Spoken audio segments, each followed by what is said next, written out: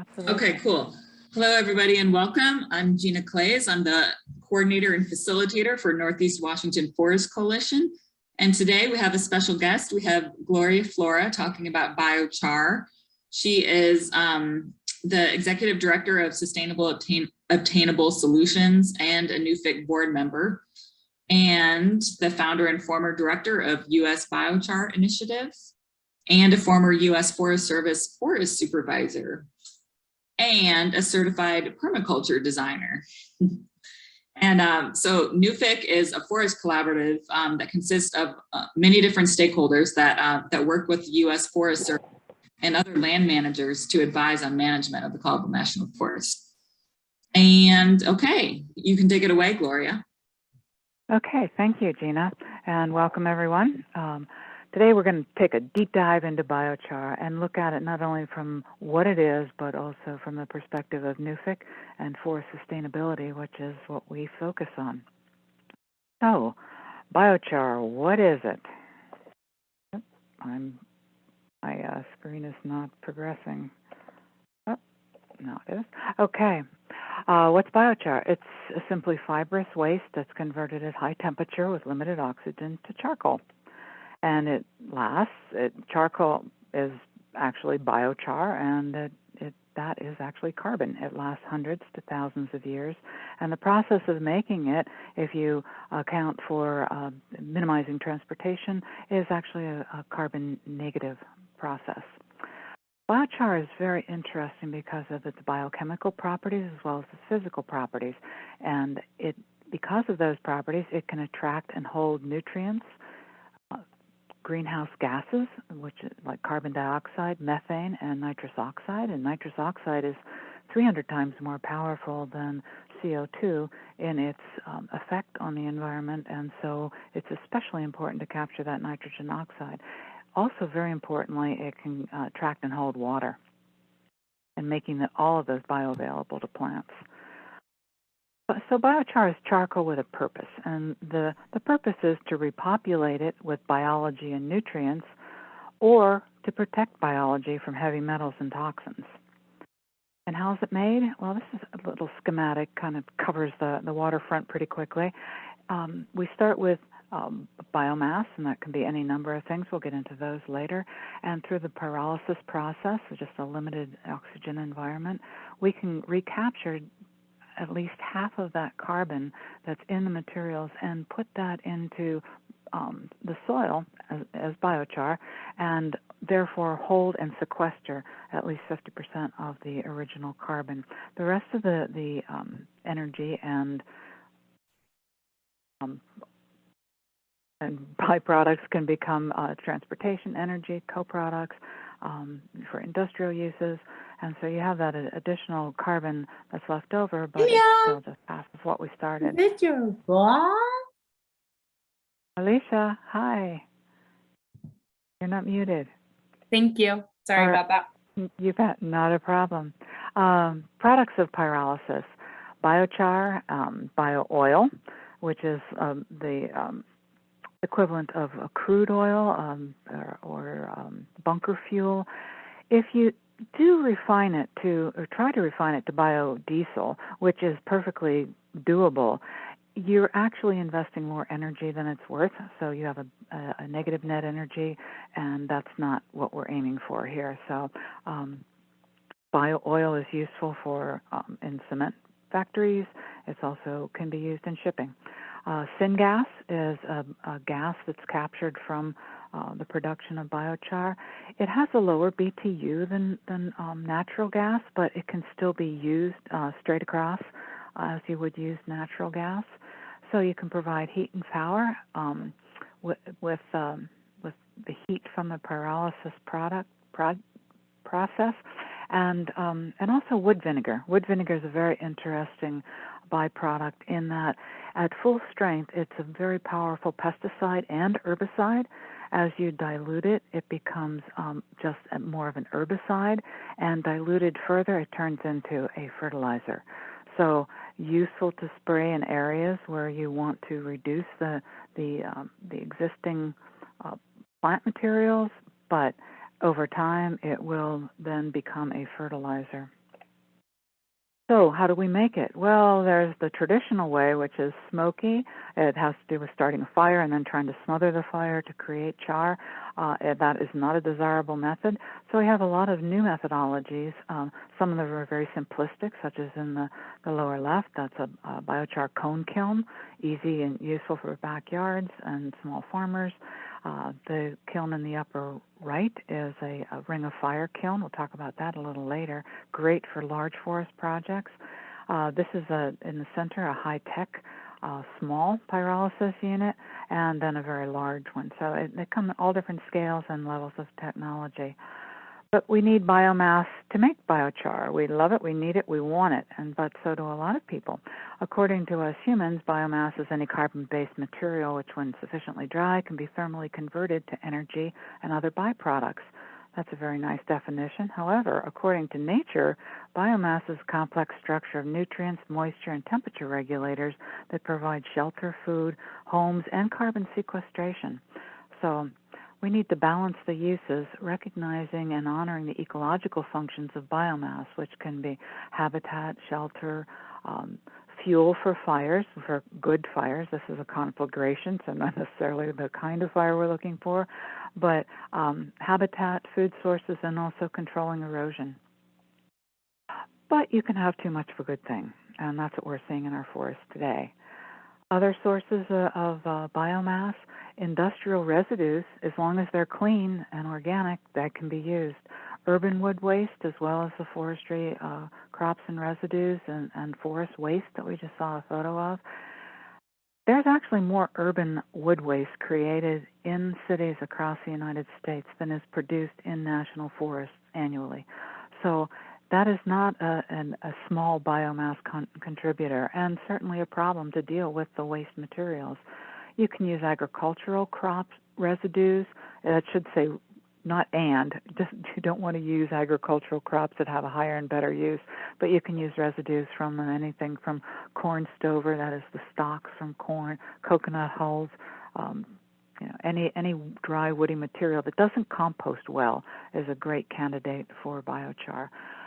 Biosolids were looked at pretty hard as a potential source of biochar, but there are a lot of very nasty, persistent chemicals that we have in our bodies that biochar, the sewage treatment, and even charring do not remove. So we do not want to keep. We want to break that cycle of persistent chemicals like PFASs. Likewise, we don't want to use municipal solid waste. We don't know what's in it. There's plastics, there's other things that could be dangerous to put back in the soil, so we avoid those. But we can use animal residues.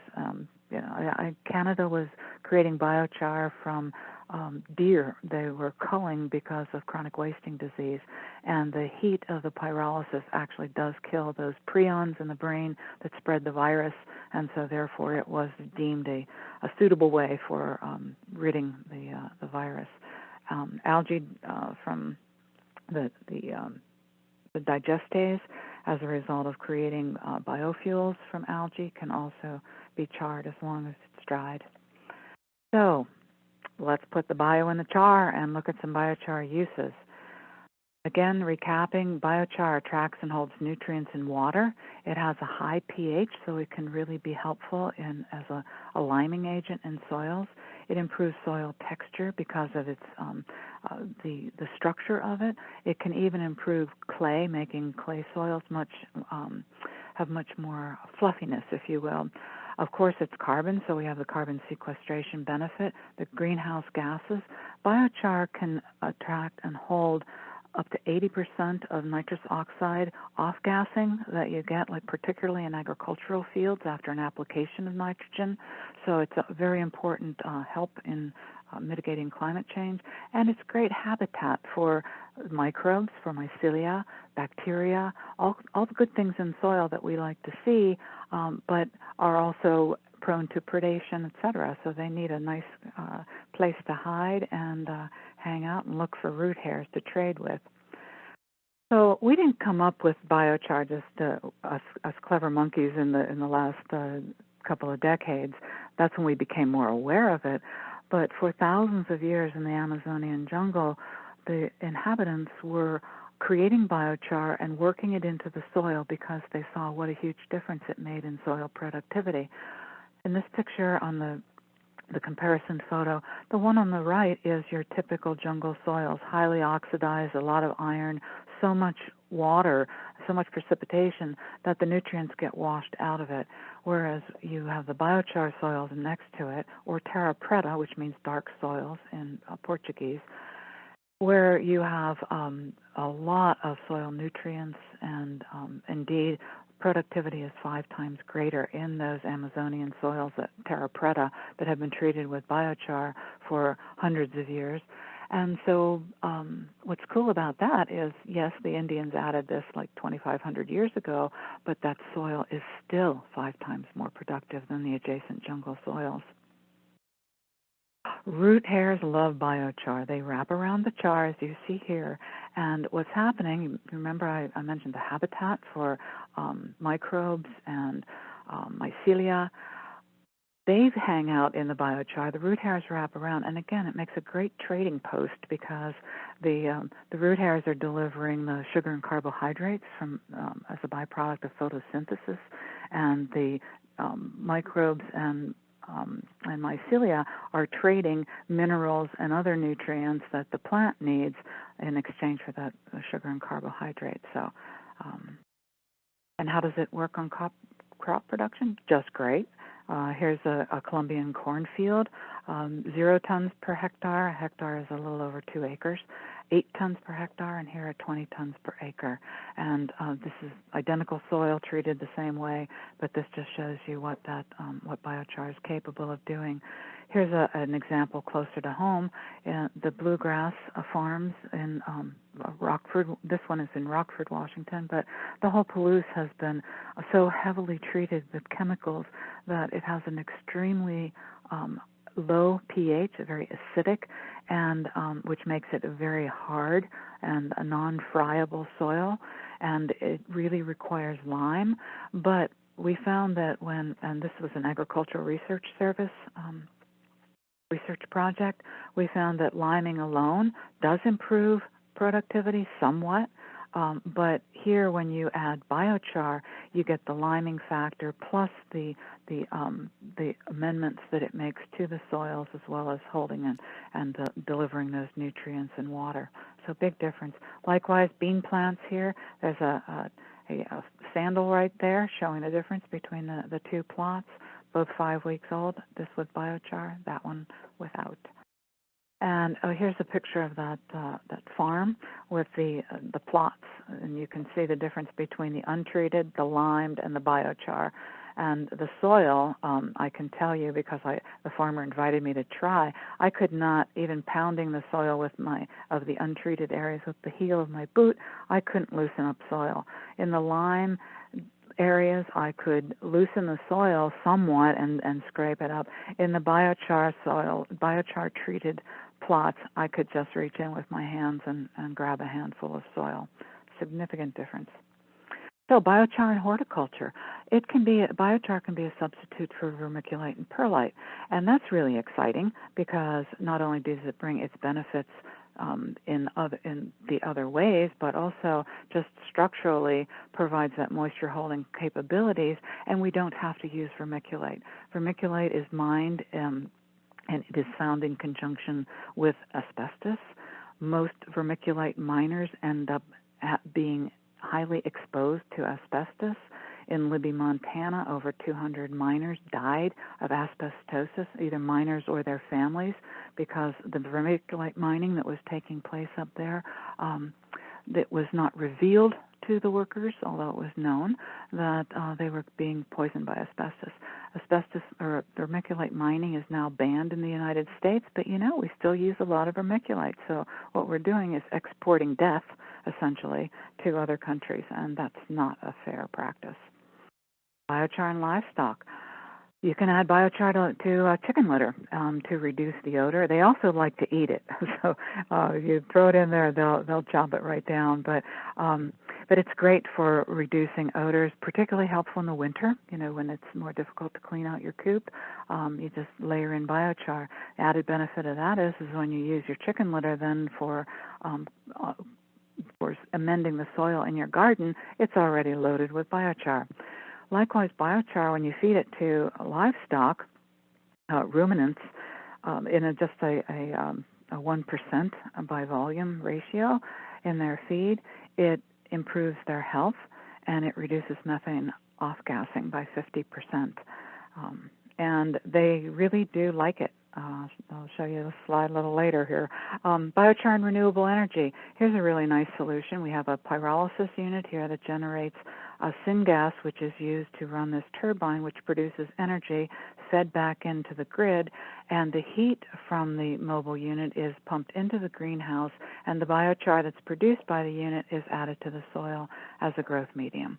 So a nice circular solution to a waste problem, or what is now a waste problem. And biochar and climate change, all kinds of elements here. The renewable energy that I just talked about, the bio-oil and syngas, but that's the soil amendment so that we improve our soils.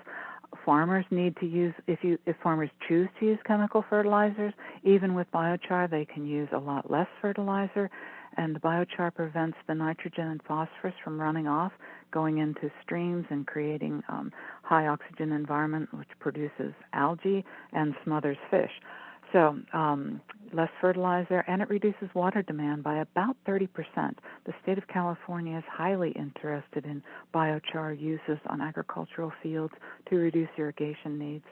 Water quality, filtering toxins, holding heavy metals, raising the pH, and then the climate change itself is sequestering carbon, reducing greenhouse gas emissions, and increasing plant growth. So biochar and remediation. That ability of biochar to attract and hold things, including heavy metals and toxins, actually is extremely useful in acid mine drainage, as well as its high pH, which can ameliorate some of the acidity. Biochar and charcoal in general has been used as a filtration medium for hundreds of years, if not more. We're finding that in developing countries, biochar can actually be used to filter drinking water. Typically, people think of activated charcoal, such as you use in an aquarium. Activated charcoal is just charcoal that has been cleaned very, very rigorously so that all the fine particles are removed and that the surface area is maximized. Unfortunately, sometimes that's done with chemicals. We find that with biochar, a good rinse, and you're most of the way there. Stormwater remediation, this is great. One of our NEWFC board members, Mike Peterson, when he was with the Lands Council, worked with the city of Spokane to develop stormwater remediation. If any of you have been on Country Homes Road, that what used to be a concrete swale down the middle of that divided road was then landscaped several years ago, 5 years ago, redone, re-landscaped, and biochar was added. It significantly, I think in the 90%, reduced PCBs from getting into the residual water after that water came down through that stormwater remediation strip. Desalinization, increasing drought tolerance. And in reclamation, here's a beautiful example. This is on a national forest right outside of Aspen, Colorado. This is a mine site that could never be reclaimed. People worked on it, couldn't get the slope stabilized, which kept unraveling and going down into the stream, which was part of the feeding the drinking water for Aspen. And yet in 2010, there was some experiments done, and the optimum experiment here was applying a compost biochar blend, about 15% biochar, and you had this kind of regrowth in a year, and that's continuing to this day. So very helpful. This is getting into the exciting part for NEWFC, because we're very interested in reclamation, remediation, and wise use of excess waste biomass. That promotes forest and community sustainability. So what are the issues that we have in the forest? Well, we're pretty familiar with those. We have over 100 years of fire suppression, which has altered the fire patterns, leading to increased tree density. And increased tree density tends to favor shade-tolerant trees. And shade-tolerant trees, like Doug fir and grand fir and hemlock, they have a much lower fire tolerance than the shade intolerant, such as pine. in this, the increased density increases competition for nutrients in water. It also makes the trees more susceptible to drought, to insects, disease, leading to higher mortality, and all that turns around leads to higher fuel loading. Thus, the forests are much more susceptible to uncharacteristic wildfire behavior. So, what are we going to do about that? Well, we know that sustainability practices have to address the triple bottom line. There needs to be at least a profit or break even. There needs environmental protection, and there needs to be social equity. And what are we protecting? Well, we're protecting ecosystem services, the very things that keep us alive: air and water, soil and habitats, the special tricks like pollination, and the system support, the kind of social equity and the circular economies that I was mentioning earlier. And so here's an example of what we can do with just a simple burn pile. And you've seen these out in the forest as a result of forest treatments. And typically you wait till till a wet part of the season, you light them at the bottom, and it creates all this smoke, and then it all turns to ash. You've squandered an important resource. Here's a demonstration of, you can take a pile of brush, you top light it. Top lighting is critically important because the way that fire behaves, it's actually heating the wood and causing it to release a lot of gases that it contains, which can include hydrogen and methane, carbon monoxide. All those are burnable gases. So if we top light, what we do is we warm the materials under the flame. They release their gases, and the gases go up into the flame instead of doing it the wrong way, reverse way, lighting it at the bottom, and you drive off all the gases before the fire even reaches this material. So start at the top, and then continue the burn. And I'm pointing out here the lack of smoke, and there's nothing special or no photoshopping involved here. You just don't get very much smoke, except for outliers like over here, or if your material is really wet, like 25% moisture or above. And so as the fire starts to burn down and create char, you start to rake that out and sprinkle water on it. You can spritz it with a hose or throw handfuls of water on it from a bucket, whatever you have available, a backpack pump if you're out in the woods, or if you're dealing with very large piles, then you want to have a pumper truck to help. But you start raking these charcoal out to the side and wetting it down, and so in the end you have very little ash, and then you just wet that and you'll have one stick left. I can never get the last stick, but anyhow, and you can see Hercules, my ox, watching my operations here, and then he came over and started eating it as soon as I was done. I did not stage this photo. So another way of doing it, when you're talking about some larger projects rather than just one or two small piles, you can actually use what's called a ring of fire kiln. This is a portable kiln. It's manufactured in panels that can be carried in by people, bolted together, and then a lightweight steel outer ring wrapped around it, bolted together, and which provides an insulative factor. You get better temperatures and a little higher temperatures and some really great char doing it. But you can even hot load this. This is an example of a project I'm involved in Oregon called a Fire Ecology Restoration Project. We're hot loading this kiln, and when we're done, quench it with a water pump and a IBC tote that we have full of water, quench that, and then we put that char right back on the site, improving the forest soils, and focus on preferred and drought-stressed species. And this isn't like an outlier kind of concept. The Forest Service research has been working extensively in biochar for about a decade. They're very excited about the possibilities, not only for the soil health and forest health, but also a way to wisely reduce that waste biomass. So, biological sustainability guidelines, we want to leave well-graded residual biomass in the quantities necessary for all benefits. That slide where I was talking about the positive qualities of biomass, every habitat type has a an average amount of tons per acre of well-graded mix of biomass that should be left on the forest floor. So we don't want to clean everything up. We want to make sure that we leave some biomass there, but it's the excess and the waste biomass that we want to address. That improves or maintains or improves wildlife habitat, biodiversity, improves the tree health. It avoids monocultures, helps establish the tree diameter class limits for biomass harvest, and ensures that agricultural soils can get replenished. The physical sustainability, we want to minimize soil and duff layer disturbance and soil compaction, and so by not having to come in with a lot of mechanical work, even though we can mechanically create the piles, but we want to minimize that disturbance.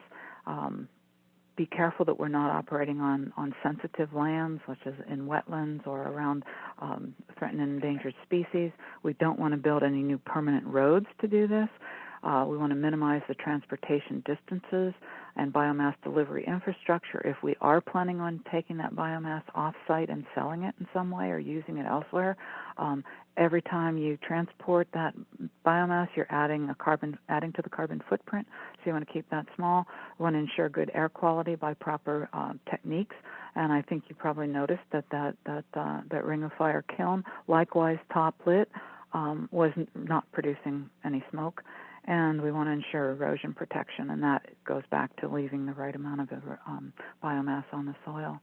And engineering it ecologically, we want to be making sure that whatever devices we're using are scalable so that we can use them in a variety of different ways, but use the right tool for the right job.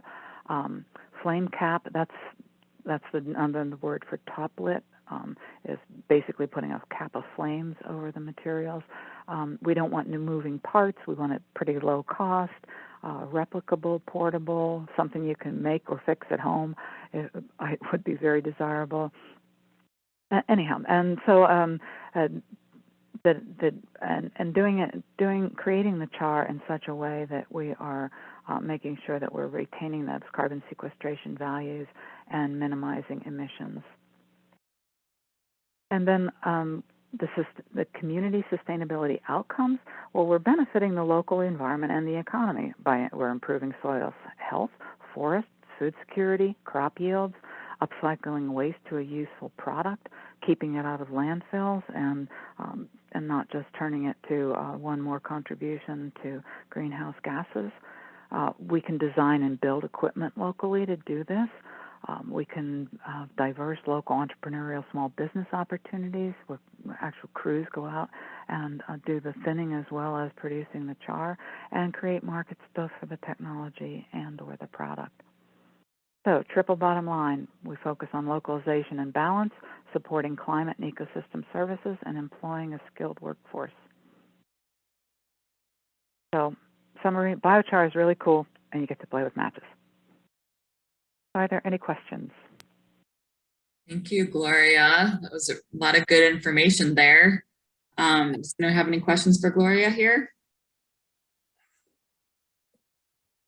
Yeah, I have a question.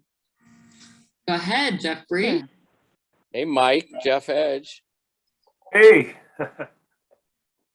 Thank you, Gloria. I was at your place, 7-8 years ago with my PDC with Skeeter. You hosted people up. Oh, cool! Yeah. So, Right. so putting biochar in your garden, is there a formula for percentage? Can you have too much? More is better. How do you think about putting that in your garden? That's a great question, Jeffrey. Here's the deal: biochar is not a fertilizer until you charge it, until you add nutrients to it. It's considered a soil amendment because of the physical properties. It eventually will become a fertilizer, but if you want to put it directly in your garden, my favorite thing is to put it in my compost at a volume of 10%. And just compost, keep it in the compost. Put a layer on the bottom of your compost, and then do your regular stacking, but just keep adding char in there, in between You know, after every green and brown layer, throw in a layer of biochar, just estimating, you know, approximately what 10% is going to be. And that way, with biochar being at the bottom of your compost, it's going to capture a bunch of the nutrients that are coming down. It's going to keep your compost more moist, and the blackness is also attracting some sunlight, creating some, you know, radiated heat. So it's very helpful in compost. And then you don't have to worry about, you know, did I put enough? Did I put not enough? When I use it directly, like in potted plants or something like that, I'll put a compost tea or fish emulsion solution on it so that I do charge it. It's not like it would kill your plants, but because it has all those available surfaces for attracting nutrients, that it can actually pull nutrients away from the plants initially if it's trying to charge itself. So you really want to make it charged. Another way to do it, which is you know, actually quite helpful, is to put it in a bucket in your garden and pee on it. And as soon as it starts to have any kind of an odor at all, it's perfect. And you know, urine, unless you're taking prescription drugs or know that you have a high mercury level or something, it's fine to use directly in your garden, and the biochar then is already charged. The other ways are I mentioned, you can put it in with, if you have livestock, you can mix it in with their bedding, or you can put it in your chicken coop. So those are all ways to easily charge it. But, you know, compost tea is really easy too. Or, you know, if you don't do compost, you can use the fish emulsion. You can use too much. Go ahead. So if you're impatient, you can pee on it and use fish emulsion, some combination there, Mm-hmm. rather than compost. Yep. Okay. Works just fine.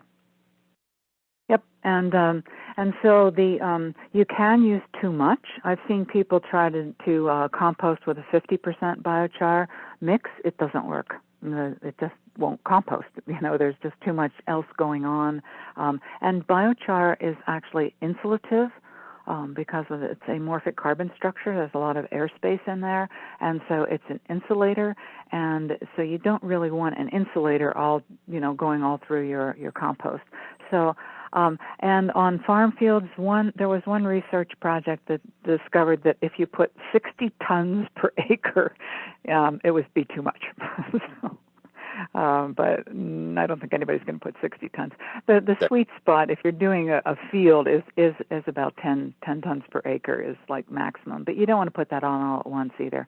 You apply it like nature has applied it, a little bit at a time, and your garden too. You know, I would concentrate on. I would spread it around, as I rather than concentrate on one area at a time and put a lot on there.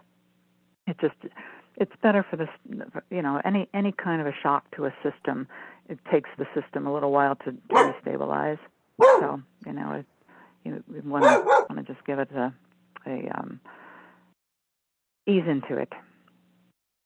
But I've never overdone it, and I use it all the time. So, Gloria, can you extend that to forests too? Is too much biochar in a forest going to have detrimental effects as well? You would have to pile up the char in a way that would be almost impossible to create enough char to put it that deep. I'd think about it in terms of, how much wood mulch that you would put on something. If you put 4 or 5 inches of wood mulch, you're suppressing a lot of soil activity, as well as preventing a lot of moisture from getting to the soil. Likewise, you wouldn't want to put it on really deeply, but think of it in terms of what nature does, because really this is how nature has always built soil.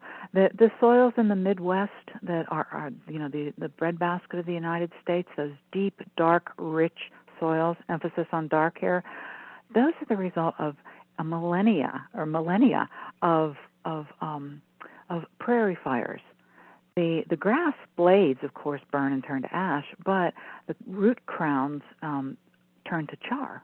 And all those little pieces of char, which get tromped in by buffalo and other grazing animals, are what created those rich, deep, fertile soils. So think about how a forest fire goes through a forest. It creates a fair amount of char, not necessarily overly concentrated in any one area, but a fair amount. And that works itself into the soil and actually improves the soil over time. So it would be unusual to, A, have enough char that you could put it deep enough in enough places to actually do damage to anything more than a few trees. Yeah, and one thing that we did this year, as well as a couple of years ago, we added about a half a cup of biochar to every tree seedling we planted. And this was in sand, basically, along the North Spokane corridor that was so bad the water would drain right through it. And the idea is biochar retains so much water, plus it has some nutrients, and the trees seem to just love it. So it's not a scientific experiment, but we have been putting about a half a cup per seedling. It seems to be working. Thank you, Mike, because I was just talking with a fellow in Colorado who was using biochar back, I think in 2005, when hardly anyone, including myself, knew about it. I didn't find out about biochar until 2007. But they did the same thing. They planted 1,000 trees on a slope with no biochar, and then 1,000 trees adjacent to it with biochar. And he said that now, going back, 20, almost 15 years later, the trees with biochar are at least 5 feet taller than the trees without biochar. Oh, that's great to hear. That's excellent. Isn't that exciting? Yeah, I can connect you with that guy if you want more info. He works for an organization called COCO, Cooperatives and Collaborations, or Collaborative. Yeah, that'd be great, because there's a little group of us who are just trying to push it in various directions here in Spokane. Okay, great. I will. I'll connect you with him. He's quite interesting. So. I was going to ask if you could talk about current biochar initiatives going on in Northeast Washington, like Eric Makinson's company and other things. Yeah. Eric has a company that he's looking at the synergies between biochar and renewable energy and sustainability. A lot of the things that I referenced in the presentation, and he's operating primarily right now on the Kalispell Reservation. The one of the issues about biochar production is the fear from DEQ, or Department of Environmental Quality, DOE, Department of Ecology, the fear that this is somehow there are horrific emissions. They look at a kiln such as even a cone kiln or the ring of fire kiln, and they said that's a burn barrel. Burn barrels have bad emissions. You can't use it. It's really very problematic to get the city folk to understand what it is we're doing and how we're doing it. There's a lot of emissions testing going on to demonstrate that it is not this horrible smoky thing. It's actually quite a superior an alternative method to reducing and eliminating biomass. So Eric is looking at the possibility of creating a lot of biochar to not only put back in the soils, but also for sale, treatment, adding a fertilizer, and then putting it back into agricultural soils. There are a couple of distributors that are getting biochar from Pacific Biochar, which is a major company out on the West Coast, and selling it, reselling it here, repackaging it, some adding additional nutrients to it.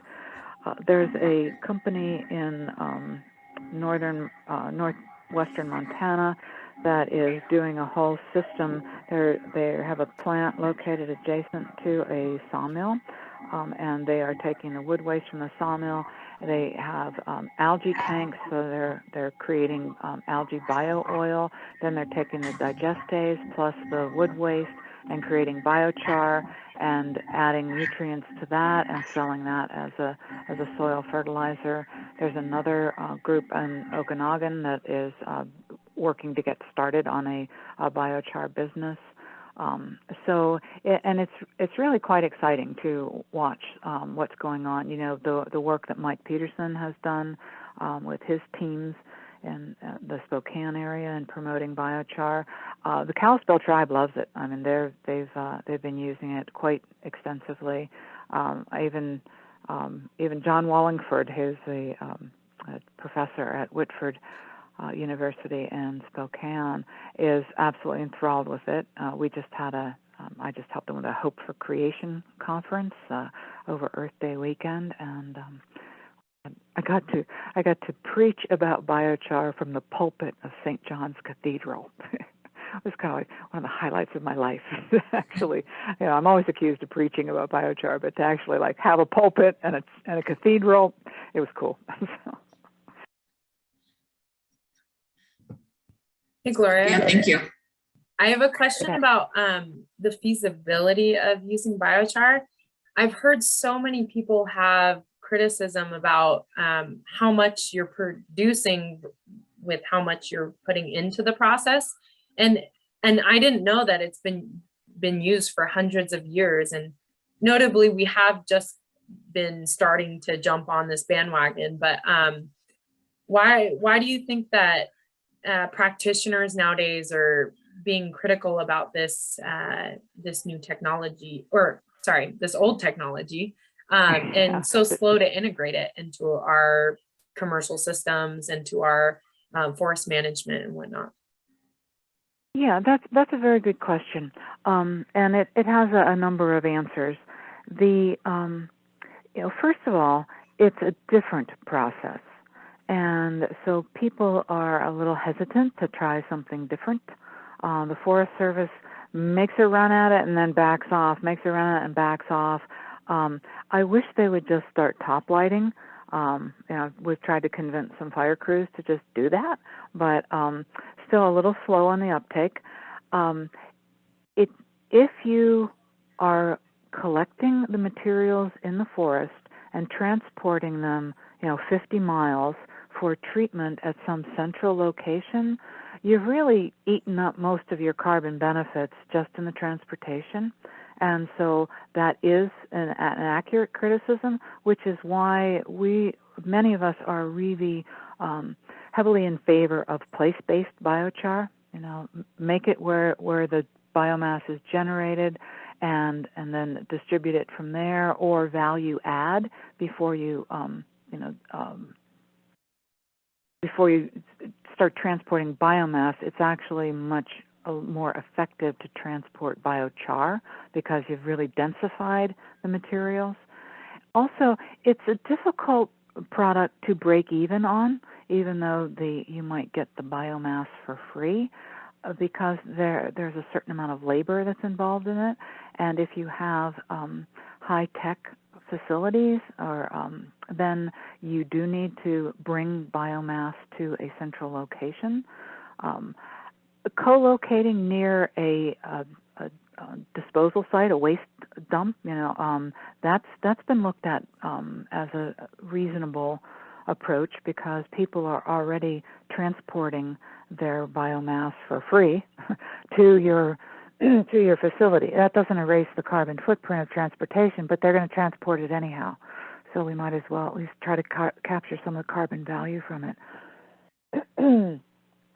Also, not all biochar is created equal. Depending on the feedstock, that is the biomass, the type of biomass that you use, the process that you use, particularly the temperature that you achieve, and then the residual time. How long is that biochar in the heat itself? Because you're really trying to bake it, not try to burn it up. And then also your quenching techniques. So if you were to, I read a study that I just about jumped out of my chair after I read it, because I could see exactly what they did. It was done by the University of California, I think it was Davis, and they took biochar, freshly made biochar. They did not know where it came from. They did not know the temperature at which it was fired, and they put it directly on a cornfield, and then said, "Oh, it's not working." Well, it was fresh biochar meaning it hadn't been charged, didn't come with nutrients in it. And because they didn't know the feedstock and didn't know the temperature, they didn't know the characteristics of the char. The hotter the temperature, the more organized the carbon molecules become, the carbon atoms actually become. And so you can go from amorphic biochar, which is a really loose, crumbly biochar, and or charcoal, let's call it. If biochar smells, if it smells like smoke, like you actually like liquid smoke, it isn't completely cooked. It still has a lot of volatiles on it. It has very limited use. Whereas if you get up and that would be like at a 350 degrees centigrade or lower temperature. Once you start getting up into the 400 to 500 or even 600, that's kind of the sweet spot for biochar. And you can achieve that in the kilns. That ring of fire kiln, I know it can achieve temperatures close to 700 degrees centigrade. You don't want to go a whole lot higher than that, because when you start getting higher than that, you start to lose surface area because those carbon atoms get organized. Basically form graphene, which is a single atom thick carbon sheet, and they start to stack really closely. And so when you push it up into the 1200 degrees centigrade and higher, you start to actually create graphite.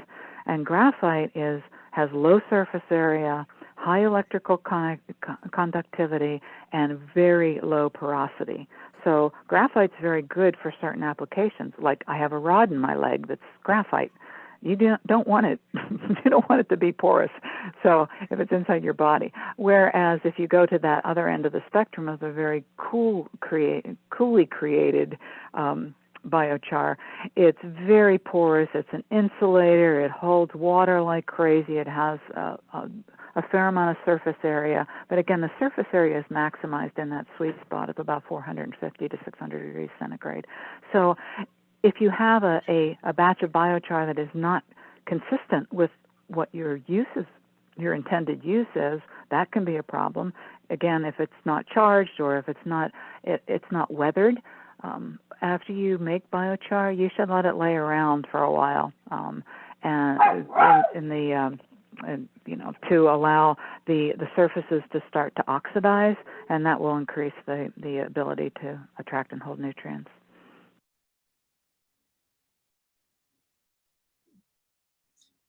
All right, thank you. Any other questions for Gloria?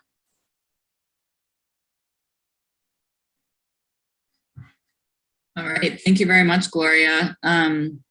We recorded this and we'll be posting this on our website, and then feel free to contact us at newficinfo@gmail.com if you have any questions, any follow-up from the presentation that you're wondering about, and we can get back to you. There's also, if you go to our website at newforestcoalition.com, you can sign up for the email newsletter on there. And we'll also, on our website, we'll post future events as well. And I think that is all. Thank you so much for participating, and we hope you have a great evening. Yeah, thank you, Gloria. And good to you were on board, Jeff. Yep. Good to hear your voice, Mike. Yep. Bye, everybody. Bye.